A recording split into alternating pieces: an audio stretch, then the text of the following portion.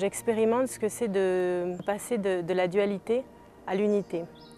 J'avais une vie complètement ordinaire et suite à une expérience de mort imminente il y a quelques années, j'ai pris conscience qu'il était possible de sortir de cet ordinaire.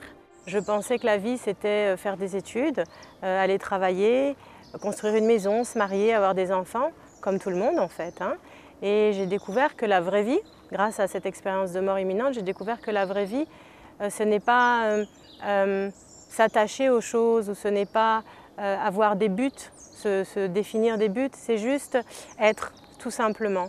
Parce qu'on se perd dans la matière, on se trompe sur l'essentiel, c'est qu'on pense que la vie c'est avoir des objectifs liés à la matière. Donc on se dit, bon, on va faire des études, on va construire un CV, on va trouver des grandes entreprises qui nous embauchent, et puis on se tue à la tâche, on travaille dur, on dort mal souvent, on est stressé quand on va travailler, et c'était la vie que je menais. On fait les choses parce que le monde est comme ça.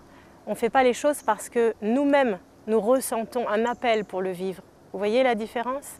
Quand on n'a pas conscience qu'on peut vivre autrement, on vit les choses parce qu'on nous les a inculquées, parce qu'on reproduit des schémas qu'on nous a appris. Et on nous dit, lorsqu'on fait des hautes études ou même des études tout court, quelle que soit la durée, la longueur des études, on apprend des choses. Donc on reproduit ce que l'on apprend, si vous voulez. Et puis après, en entreprise, on vous donne un plan de carrière. Donc vous êtes cloisonné, vous êtes conditionné à vivre d'une certaine manière et vous reproduisez ça. Et ça, si vous voulez, ça vous crée des enfermements, ça vous crée une prison en fait, comme une prison. Et donc quand je dis qu'on se lève le matin et qu'on va travailler et qu'on n'est pas forcément heureux parce qu'on ne vit pas forcément de ce que l'on aime véritablement. On vit parce qu'on nous a dit c'est ça qui est juste, parce que la société nous renvoie que c'est de cette manière-là que nous devons vivre.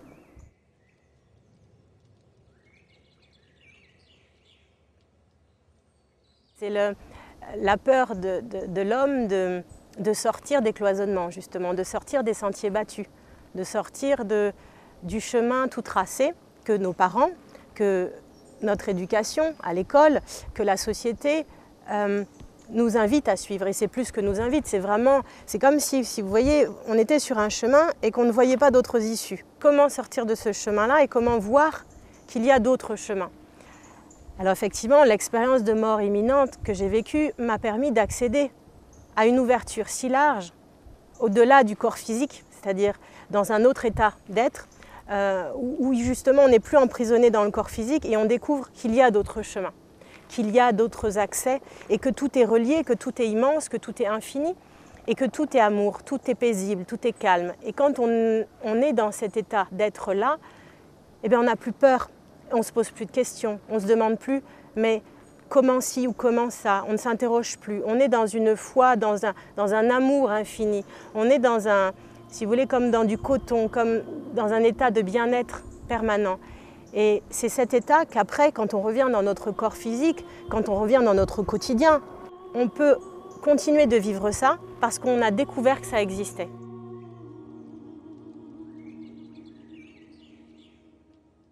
La meilleure sensation que je souhaite partager aujourd'hui, c'est cette sensation d'amour. Peu importe s'il y a eu un tunnel ou pas, ce n'est pas tellement le détail de l'expérience imminente qui compte. Il y a beaucoup d'êtres qui peuvent en parler et aujourd'hui, moi, je souhaite surtout parler de cet amour, de cette sensation de bien-être, de paix, de quiétude, d'infini et en même temps où tout est paisible, où tout est rassurant, où il n'y a plus de peur, où il n'y a plus d'interrogation, où tout est fluide, tout est beau, tout est merveilleux. C'est comme si le temps s'était arrêté, si vous voulez. Et c'est cet état d'amour, de paix, de quiétude, de foi ou de confiance, quels que soient les mots que vous utilisez, qui vous permet de ne plus voir un seul chemin, mais de voir le chemin qui est juste pour vous. Et de ne plus voir sur ce chemin des barrières, des blocages, comme dans la vie d'avant, où là, on peut se dire « je n'ai pas d'autre choix ». Là, quand on revient, c'est comme si vous étiez sur votre chemin et que d'un seul coup, le chemin s'était élargi et que tout devenait possible. Et qu'effectivement, votre vision, qui était peut-être de 30 degrés, elle s'écarte, elle s'amplifie et elle devient à 180, jusqu'à parfois 360 degrés. Et vous accédez à tout. Parce qu'en fait, vous avez réalisé pendant cette expérience que vous étiez le tout, une part de ce tout, mais en étant fusionné à ce tout. Et donc quand vous revenez dans votre corps physique et dans votre vie quotidienne, vous accédez de nouveau à tout. Et vous savez écarter, agrandir les choses. Voyez, vous n'avez plus ces limites qui vous freinaient avant.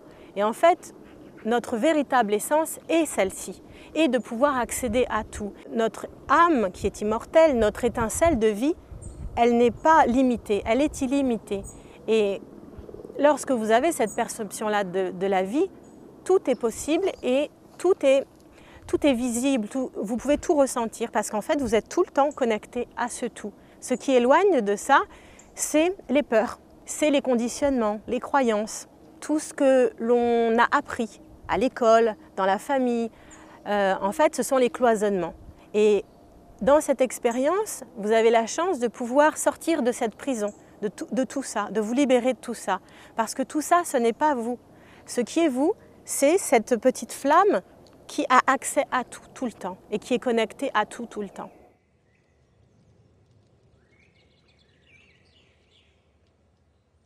En revenant de cette expérience, vous êtes complètement différent. Tout change, tous vos repères changent, toutes vos sensations changent, tout ce que vous percevez du visible et de l'invisible. Vous ne voyez plus les mêmes couleurs, vous ne ressentez plus les mêmes odeurs. Vous percevez des choses au-delà de la vue extérieure. Vous ressentez des choses à l'intérieur. Vous avez accès... Vos sens, si vous voulez, sont amplifiés. Tout est décuplé. Et vous avez effectivement au retour accès à d'autres capacités. Il y a tout un tas de capacités qui sont là, qui sommeillent en nous, que l'on méconnaît en fait, et qui apparaissent du jour au lendemain. Alors tout dépend, dans mon cas, ça s'est passé du jour au lendemain. Vous accédez effectivement à la connexion avec d'autres espaces-temps, d'autres mondes. La réalité du temps n'est plus la même. La notion du temps est complètement transformée. Elle n'est plus linéaire, si vous voulez. Passé, présent, futur, elle devient intemporelle. Et vous accédez à plein de choses en même temps, ce qui au départ peut créer un peu de confusion pour le mental, hein, qui n'est pas habitué à vivre ça. Et puis après, vous découvrez que c'est une autre réalité, tout simplement. Et vous apprenez à vivre avec cette réalité et tout change. Votre alimentation change, vos besoins changent. Vous avez besoin d'être dans cet état de paix en permanence. Donc effectivement, vous vous écartez de trop d'agitation. Vous êtes plus attiré par la paix, la nature, par le silence.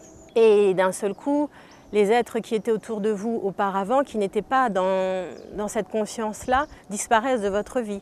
Et vous en rencontrez d'autres. Vous découvrez d'autres réalités, d'autres personnes, d'autres lieux. Vos besoins se transforment totalement.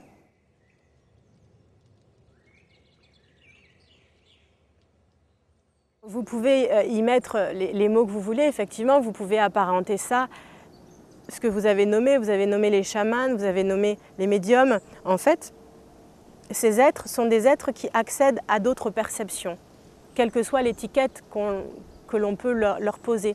Effectivement, quand vous revenez d'une expérience de mort imminente ou d'une expérience hors du corps, en fait, quand vous accédez à un état de conscience élargi, un état de conscience modifié, au retour dans votre réalité de tous les jours, vous gardez la faculté d'accéder de nouveau à d'autres espaces-temps, à d'autres perceptions, du domaine de l'intangible, du domaine de l'invisible. L'être humain a eu tendance à apprendre à se focaliser uniquement sur ce qu'il voit. C'est-à-dire qu'on voit un arbre, on voit une plante, un animal, une autre personne, on voit quelque chose qu'on peut toucher. Ça, c'est rassurant pour l'être humain. Les énergies se manifestent de diverses manières, dans une multitude de dimensions. Il n'y a pas uniquement la dimension terrestre, la dimension physique comme peut le percevoir l'être humain. On est limité par nos 5 sens et on perçoit une réalité physique. Mais il y a d'autres dimensions intangibles qui sont bien là, qui sont bien réelles. L'être humain doit comprendre ce qu'il est réellement, ses capacités, son potentiel, et il est bien plus que ce qu'il pense. Un être humain se limite. Un être humain divin, entre guillemets, c'est-à-dire qui ressent cette connexion à tout et au tout est illimitée. Et dès lors qu'il a la conscience qu'il est illimité, il peut tout créer dans sa vie. Mais comme il peut tout créer, il peut créer le négatif comme le positif, l'évolution comme l'involution. Donc ce sera à lui, en conscience et dans la présence à son corps physique et à tout ce qui l'entoure, de choisir. Et dès qu'il se reconnecte à son pouvoir créateur, qui est sa nature même, après, il doit être attentif tous les jours, vigilant à justement ce qu'il crée. En sachant qu'il pense et que ses pensées créent, en sachant qu'il dit des choses et que ses paroles créent aussi, sont porteuses d'une vibration, les pensées, les paroles, les actes, les émotions, tout est porteur d'une vibration et cette vibration va créer des choses autour de nous, en nous et autour de nous, parce que tout ce qui est autour de nous est le reflet de ce que nous avons à l'intérieur. Donc c'est pour ça qu'après c'est important d'être vigilant, d'être conscient de tout ça, de ces mécanismes. Et lorsque l'on est vigilant, lorsque l'on est présent justement à ces émotions, à ces sensations, à ces pensées, on ne s'identifie plus à elles. Et on a accès à tout et on crée une réalité qui est toute simple, qui est le bonheur à chaque instant. Parce qu'on ne se pollue plus et on ne s'identifie plus à tout ce qui est négatif, à tout ce qui fait mal ou à tout ce que l'on ne veut pas. Je m'aperçois que je suis souvent dans un état émotionnel négatif, donc je génère une énergie négative. Et je m'aperçois que j'attire à moi des circonstances, des événements ou des personnes négatives qui amplifient ce problème-là. L'univers nous présente des situations similaires, des événements, des personnes similaires à ce qui a engendré ces pensées ou ces émotions négatives de nous, pour nous permettre justement de le résoudre. Certains appellent ça la loi de l'attraction. Aujourd'hui, on peut appeler ça aussi la loi de la co-création, c'est-à-dire on rentre en connexion avec l'univers, avec tout ce qui nous entoure. Ce que j'appelle l'univers, c'est tout ce qui nous entoure, la nature, le visible, l'invisible, tout ce qui nous entoure, qui est beaucoup plus vaste que ce que la vue extérieure ne peut voir. Et donc quand on rentre en connexion avec tout ça, tout est possible et on crée une autre réalité, parce qu'on est dans l'être, on n'est plus dans le paraître et on n'est plus dans la limitation. On est dans cette vision à 360 degrés infinie, vaste.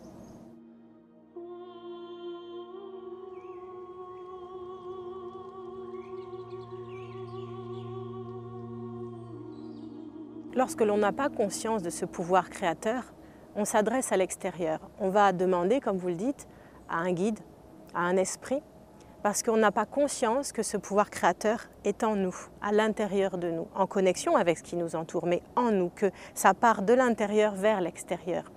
Donc, comme on n'a pas conscience de ça, quand on n'a pas conscience de ça, on va chercher à l'extérieur et on va faire appel à des techniques, on va faire appel à des guides, on va faire appel à des choses extérieures à nous. Mais lorsque l'on a conscience qu'en fait, ce pouvoir créateur, il est juste notre essence même, si vous voulez, il est ce que l'on a à l'intérieur, et c'est ce que je nommais tout à l'heure, l'étincelle de vie. Cette flamme qui brûle à l'intérieur, mais brûlée au sens fort du terme. C'est comme une puissance à l'intérieur qui, si vous la dirigez en conscience dans l'ouverture, eh bien vous créez le magnifique, le merveilleux tous les jours et vous êtes heureux.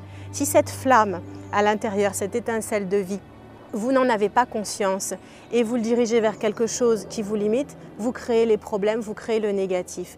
Et donc, à partir du moment où vous avez conscience de ce qu'il y a à l'intérieur, de votre potentiel, de votre pouvoir créateur, vous n'avez plus besoin de technique. Vous n'avez plus besoin de demander à vos guides ou à des esprits d'intervenir. Ensemble, toutes les parties de nous, on est à la fois une âme, on est à la fois une personnalité, on est à la fois un corps de chair, un corps physique. Et toutes ces parties, lorsqu'elles sont en unité, si vous voulez, eh ben, ce pouvoir créateur, il est là, il est inné et il s'exprime. Donc on n'a plus besoin ni des guides, ni des esprits.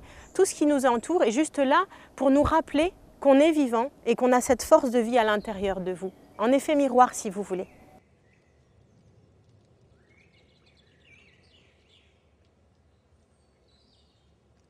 Tout dans la vie est relatif au regard, à la vision que l'on a des choses. Soit on décide de déposer son regard effectivement sur le positif, sur l'évolution, Et dans ce cas-là, l'amour qu'il y a en nous et autour de nous, on va contribuer à le faire croître, à permettre à cette conscience que l'on a des choses de s'ouvrir. Comme je vous disais, de 30 degrés, on va passer à 180, à 60, à 90, jusqu'à 360 degrés. Soit on décide de focaliser son regard, son énergie, son temps, et donc son pouvoir créateur, dans un axe négatif. Et dans ce cas-là, on va détruire et on va amplifier le négatif. Les gens qui se mettent en dehors du système se rebellent contre le système. Ils posent une solution extérieure face à de l'extérieur. Ça ne marche pas. Il faut commencer par rentrer dans le système pour le changer de l'intérieur. Ça, c'est très différent. Donc à un moment donné, il faut accepter le système tel qu'il est aujourd'hui. Première étape, tu rentres dedans tel qu'il est. Il y a de l'argent? Ok. Il y a des entreprises? Ok. Il y a de la TVA? Ok. Tu rentres là-dedans. Puis tu commences à vibrer un peu plus haut dans ce système, à poser quelque chose de très légèrement différent. En gros, je te donne un exemple bête. Au lieu de chercher le profit à tout prix et de vouloir faire les travaux chez moi en prenant un japonais ou un chinois qui coûte 10 fois moins cher, je prends mon voisin, quel que soit son prix, parce que lui, il a besoin de bosser. Ça tombe bien. D'accord? Et tu commences à poser ce genre d'idée. Et c'est rien, hein, c'est juste un tout petit peu autre chose. C'était plus dans du profit. Tu poses, je partage. J'ai reçu quelque chose, je le fais circuler. Et bien rien que ça, déjà, t'as posé pas mal. Et t'es dans le système, t'es pas en train de le nier, tu t'en fous. Puis un moment, encore plus haut, et à un moment, ça aura changé de l'intérieur et sera fini. On cherche des solutions extérieures là où la réponse vient de l'intérieur. Et l'intérieur, t'inquiète pas, vu que les autres, le système pyramidal, il ne cherche que l'extérieur pour éliminer l'extérieur. Et qu'on ne soit même pas qu'il puisse changer lui-même de l'intérieur. C'est-à-dire que c'est nous tous qui fonctionnons en pyramidal. Quand nous tous, nous allons commencer à lâcher cette notion, parce que nous n'aurons pas trop le choix, c'est qu'à un moment ça va se faire, il n'y aura plus rien à l'extérieur pour le représenter, vu que ça n'existera plus. Donc à un moment, il faut accepter que le changement vient de l'intérieur, et qu'il ne se fait pas en rébellion. Il se fait en acceptation de là où je suis, et je le fais un petit peu évoluer, à peine un peu plus. Parce que si tu vibres trop fort, tu fais tout exploser. Tu vois, tu peux le faire en positif. C'est vrai que moi j'ai eu tendance à le faire en négatif. Parce que je fonctionnais un peu sur la logique du chemin de croix, hein, si tu t'en prends plein la gueule pour évoluer. Mais en fait, t'es pas obligé. Tu peux très bien dire, commencer à alimenter autre chose. C'est les gens qui créent des éco-villages, qui créent des choses comme ça. Qu'est-ce qu'ils font? Au lieu de lutter contre un système, quand c'est bien posé, ils en créent un autre. Et là, ils commencent à mettre de l'énergie dans autre chose. Vous pouvez avoir une plante qui est en train de mourir, et ça, c'est ce que vous appelez le monde, la majeure partie du monde. Et puis, vous avez à côté des racines qui prennent forme, d'autres choses. Mais c'est à côté, c'est en parallèle. C'est-à-dire que, au lieu d'avoir une vision, comme je vous disais tout à l'heure, linéaire des choses, là, c'est multidimensionnel. C'est-à-dire qu'au sein de la même Terre, il y a quelque chose qui est en train de mourir et qui est dans un chaos permanent, perpétuel, mais qui est en train de mourir. Et il y a quelque chose qui est en train de naître, d'émerger, de croître. Simultanément, vous avez ces deux forces-là sur Terre, sur la planète Terre actuellement, sauf que les énergies que l'on reçoit du Soleil, hein, notre planète Terre, fait partie du système solaire, qui lui-même fait partie de la Voie lactée. Et en fait, il y a des énergies qui arrivent de partout. Et ces énergies, elles amplifient la destruction, c'est-à-dire que le chaos devient encore plus chaotique, et l'émergence, la renaissance, devient encore plus belle et plus grande. Donc le chaos, à un moment donné, il finira par complètement mourir.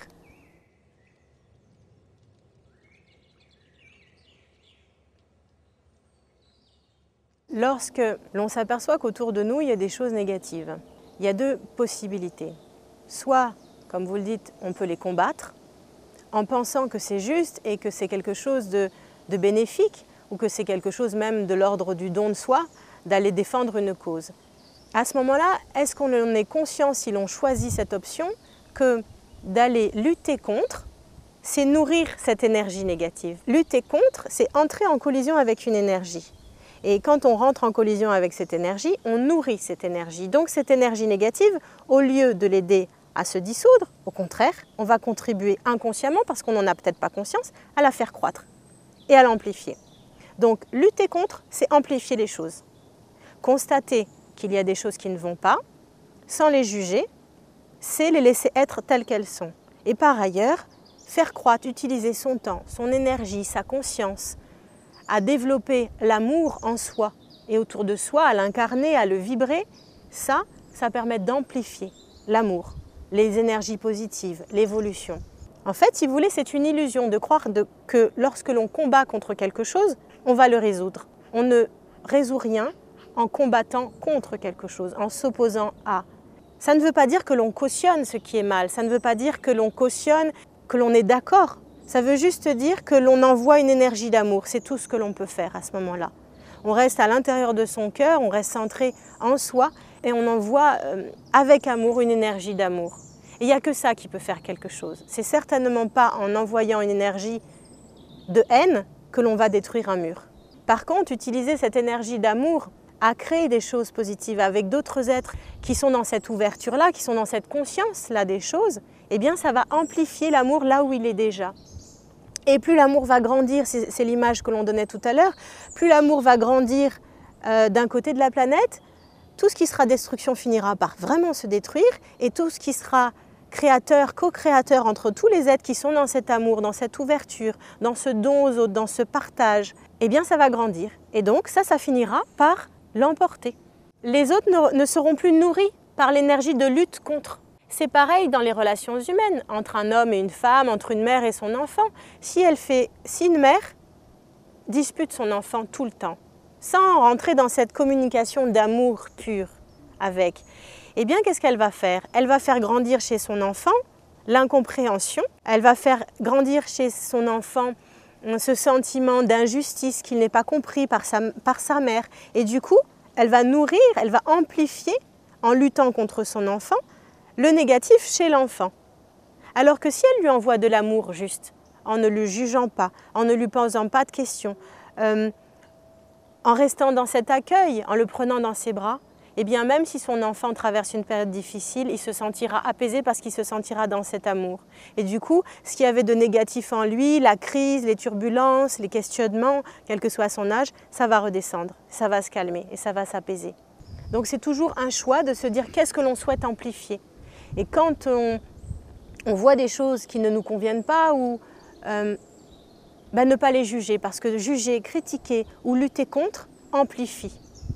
Respecter et s'engager dans quelque chose qui est déjà créateur, qui est déjà évolutif, va amplifier le positif, l'évolution, l'amour.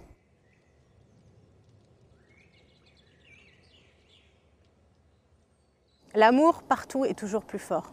Regardez si on prend l'expérience de cet état qui est nommé l'expérience de mort imminente, où le corps à un moment donné meurt, le cœur s'arrête, et où l'âme, comme en fin de vie, comme quand on décède, l'âme sort du corps.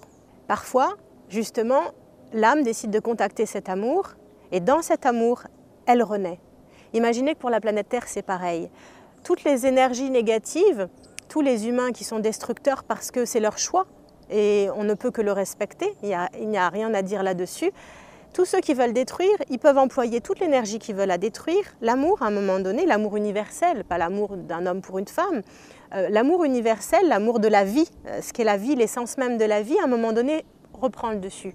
Comme si vous voulez, c'est le phénomène même qu'il y a dans la nature. Un arbre va mourir, puis après, il y a autre chose qui va naître. Là, c'est pareil. La vie, elle pousse à un autre endroit, elle va émerger, et la peur, là encore, de dire oui, peut-être que la planète va être détruite par tous ces hommes qui veulent faire la guerre ou qui font la guerre, qui s'entretuent, ce qu'ils vont tuer, c'est eux-mêmes. Alors la planète Terre, comme tout est juste et comme c'est un être vivant à part entière, la planète Terre, elle nettoie. Et tous ces êtres qui veulent s'entretuer, elle ne les juge pas, elle les laisse s'entretuer. Par contre, elle nettoie. Donc c'est pour ça qu'il y a des rivières qui débordent, c'est pour ça qu'il y a des tempêtes, pour nettoyer. Et nettoyer, pourquoi? Pour préparer un terrain fertile pour l'émergence d'autres choses. Il y a trop de consciences qui ne sont pas conscientes et qui font n'importe quoi, qui vont provoquer ces déséquilibres perturbateurs et qui enclenchent des catastrophes. Les catastrophes ne sont pas naturelles. Dans le système solaire, les planètes ont eu le temps de s'équilibrer. Ça y est, pendant la formation du système solaire, il y avait de grands bouleversements, mais maintenant, tout est en place, sauf sur la Terre. Si le pire pouvait arriver sur cette planète, que l'homme détruise la totalité de la vie sur la planète, il suffirait de quelques milliers d'années pour que Gaïa refonde entièrement ses énergies et reprenne son équilibre en totalité. Donc Gaïa a la capacité de le faire, mais ce serait bien que nous, qui sommes des locataires de Gaïa, des habitants, que Gaïa a accepté d'avoir en elle-même par amour pour qu'on puisse évoluer ici, ce serait bien que nous l'aidions, ceux qui sont conscients, à penser positif, de manière positive et créatrice.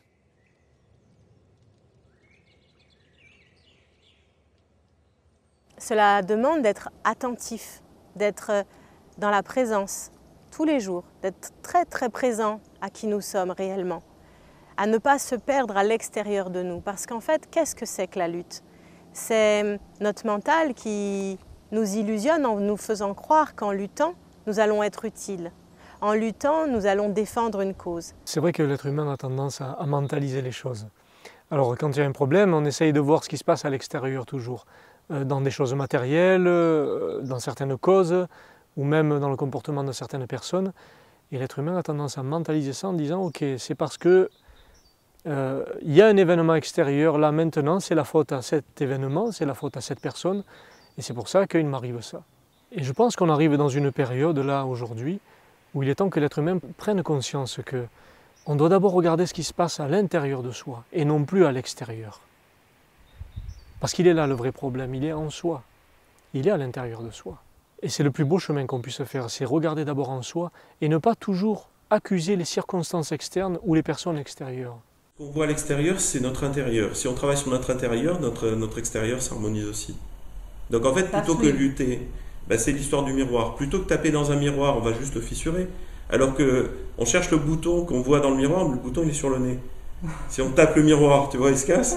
Alors que si tu traites le bouton sur le nez, tu traites le vrai problème, il n'est plus dans le miroir après.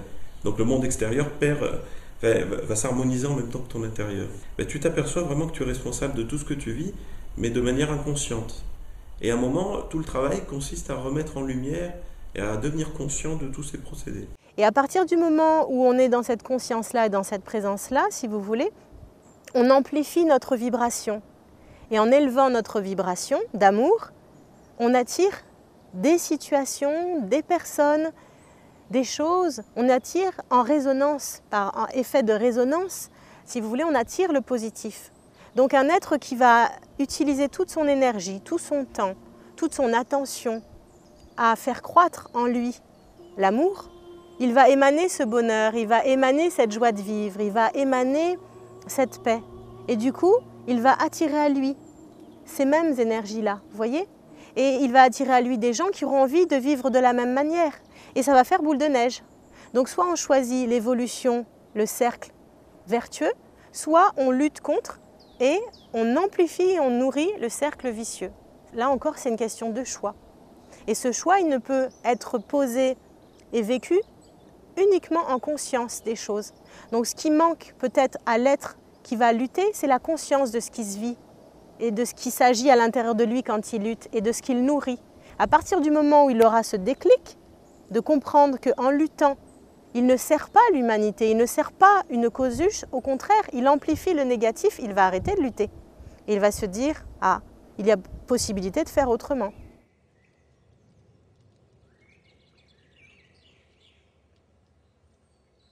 Cet état de paix, cet état d'amour, cet état de quiétude, cet état de joie, il est plus facile de le maintenir dans le silence, dans un aspect extérieur à soi qui va être en harmonie, en résonance avec ce qui est à l'intérieur. Donc la seule chose à saisir, c'est que si l'on choisit une vie d'agitation, on va perdre cette quiétude, tôt ou tard. Parce qu'on va fusionner avec l'énergie à l'extérieur de nous, cette énergie de violence, d'agitation. Si on a un planning chargé, eh bien on ne sera plus dans cette paix. Si on a un planning où on n'a jamais le temps, méditer, qu'est-ce que méditer? Méditer et être en présence de soi-même. Donc la méditation, ce n'est pas suivre une technique, c'est juste être en présence de soi-même. Et la méditation, elle est à chaque instant, matin, midi, soir. Quand on mange, être en présence des aliments que l'on ingère. Quand l'on dort, être présent aux rêves que l'on vit, parce que c'est notre inconscient qui nous parle. Quand l'on marche quelque part, que l'on ressente notre corps physique sur la terre, dans l'air, que l'on ressente les sensations, c'est ça méditer. Ce n'est pas autre chose que être en présence à soi. Et c'est cet état-là de présence et de conscience de tout ce qui nous entoure qui nous permet d'être et de vivre dans l'ici et maintenant et qui nous permet de maintenir et au contraire d'amplifier cet amour, cette quiétude, cette paix, cette joie de vivre, cet essentiel que nous sommes et de ne pas se perdre dans ce que nous ne sommes pas et qui nous happe à l'extérieur de notre centre qui nous emmènent dans des directions qui sont quelque part nocives pour nous. Parce qu'après, il y a un risque de s'identifier à tout ce qui nous entoure, à toute cette agitation, et de se perdre dedans. Certains perçoivent que la méditation, elle peut être active, c'est-à-dire à n'importe quel moment de la journée, que c'est tout simplement un état d'être, et que de méditer, c'est s'ouvrir à être, c'est s'ouvrir à son essence, et c'est le vivre pleinement. Donc à chacun, en fonction de ce qu'il ressent, de trouver ce qui est juste pour lui. Là encore, de ressentir l'appel de son corps, de sa personnalité, et dans cette unité âme, corps, esprit, de vraiment sentir ce qui est juste pour lui. Certains humains auront besoin de méditer en silence, d'autres en récitant des mantras, d'autres en étant dans la nature, d'autres simplement en étant chez eux. On revient à l'essentiel en se disant, quelle que soit la forme d'incarnation, quelle que soit la raison pour laquelle on s'incarne, lorsque l'on est sur Terre, lorsque l'on est vivant, l'essentiel, c'est de vivre pleinement cette vie. Et la vivre pleinement, c'est être conscient et présent à chaque instant de soi. Alors certes, ce mouvement de vie peut nous mettre en connexion, nous l'avons dit précédemment, avec plein de choses, plein de plans, plein de perceptions. Mais là encore, c'est parce que l'on est en présence que l'on perçoit tout ça. Parce que l'on est ancré dans notre corps physique, sur la Terre, que l'on est bien ancré sur Terre, que l'on a accès à autre chose.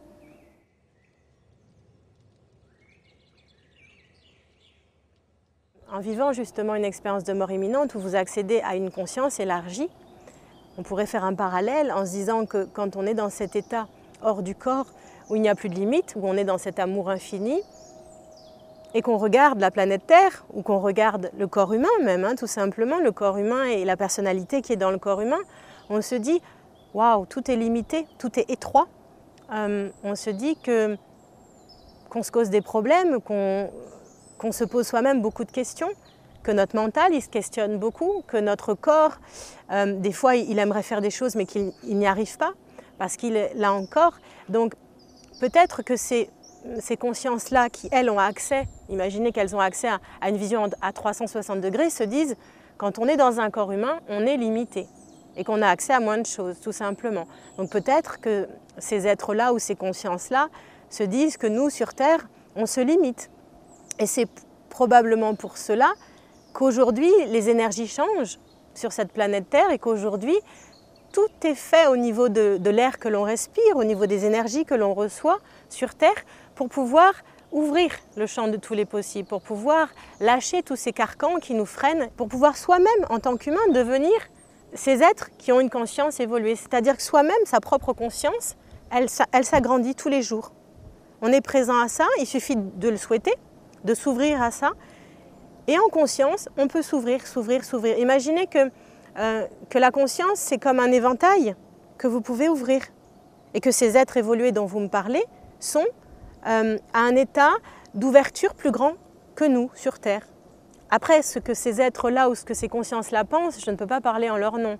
Mais ma vision des choses est qu'en accédant à l'infini, en accédant à cet amour infini et cette conscience universelle, il est possible, dans un corps humain, tous les jours, de garder cet état d'ouverture, de le maintenir.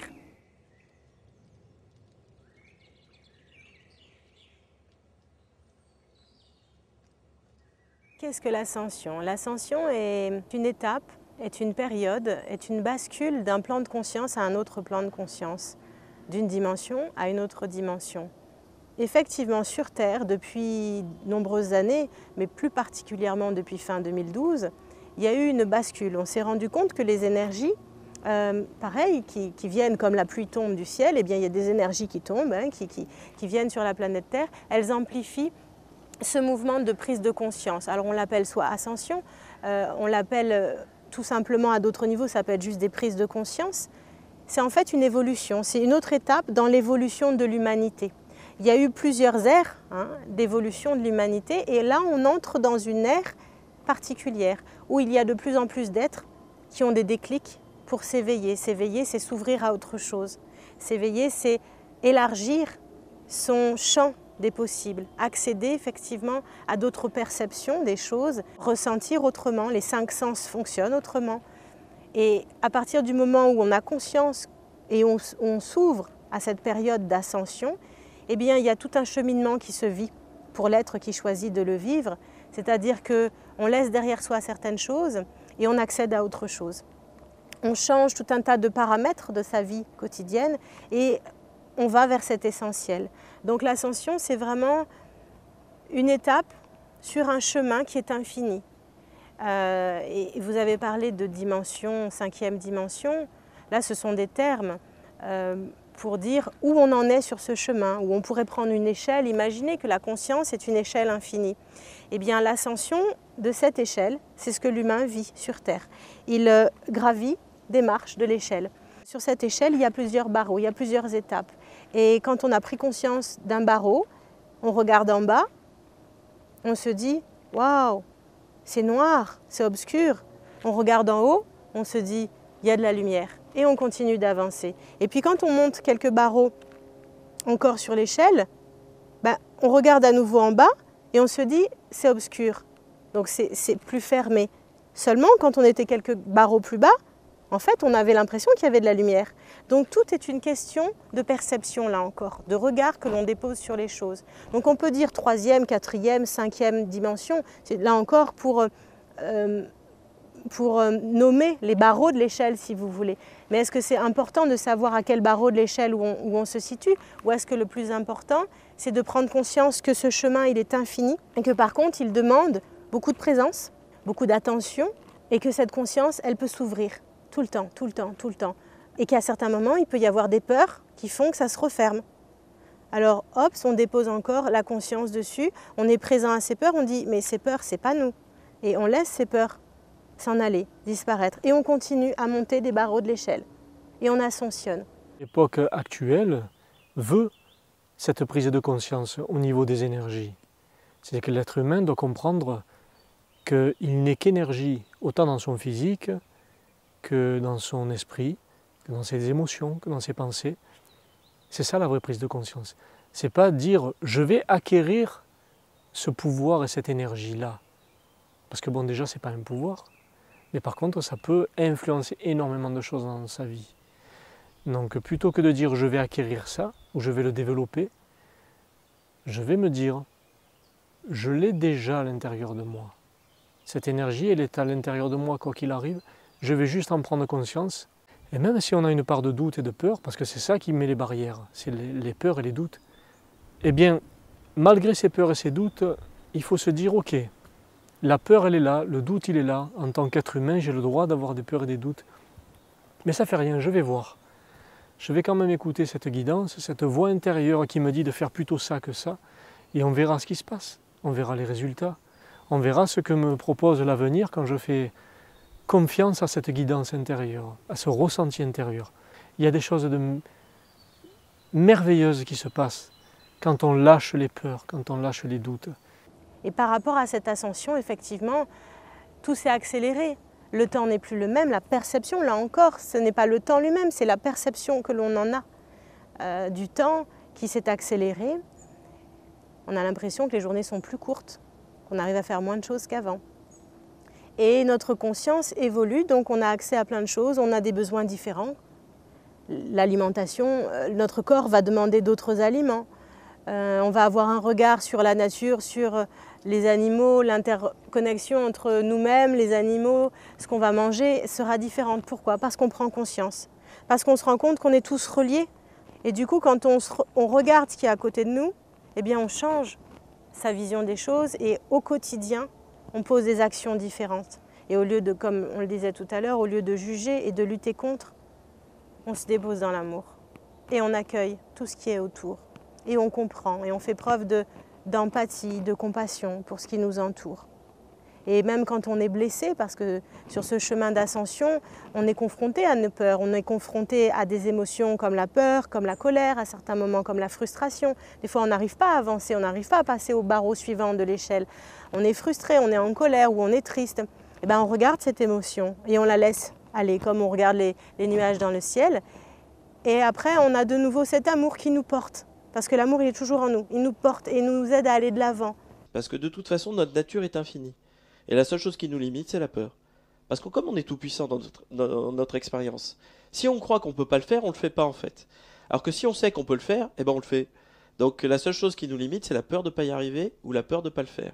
Et ce qui nous fait chier, c'est pas la peur de l'inconnu, c'est le fait d'être puissant dans ses propres choix.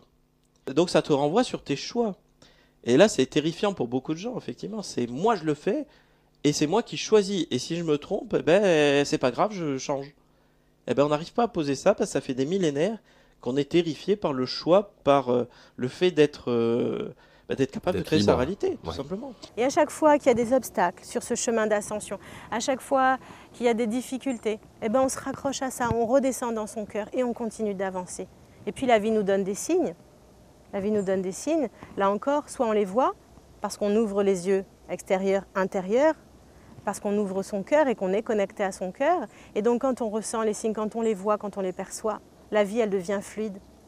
Et on ascensionne et on ascensionne. Et plus on a conscience et plus on est présent à tout ce qui se vit, plus l'ascension est facile.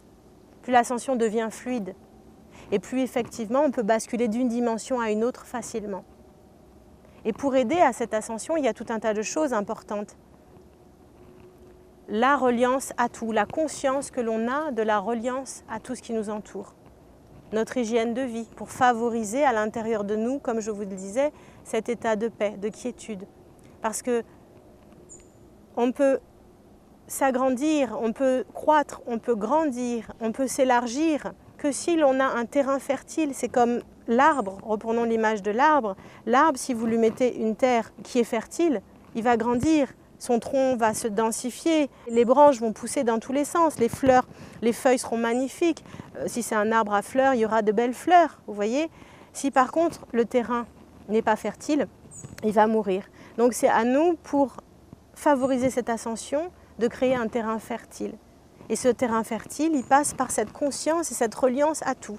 Donc le respect des autres, le respect de tous les êtres vivants pour se respecter soi-même. On va manger sainement, donc on va respecter la nature, on va respecter les minéraux, les végétaux, les animaux. Du coup, notre corps aussi sera en harmonie avec tout ce qu'il y a autour.